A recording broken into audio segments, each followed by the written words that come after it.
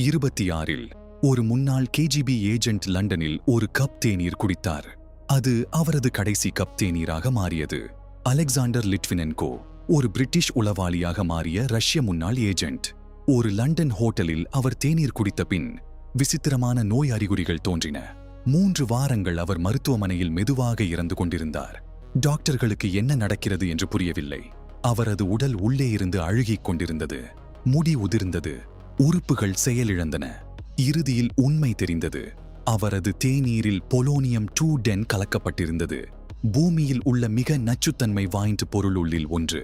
மரண படுக்கையில் அவர் புட்டினை குற்றம் சாட்டினார். கொலையாளிகள் லண்டன் முழுவதும் கதிரியக்க தடங்களை விட்டுச் சென்றிருந்தன. 10 மில்லியன் பவுண்ட் விசாரணை தொடங்கியது.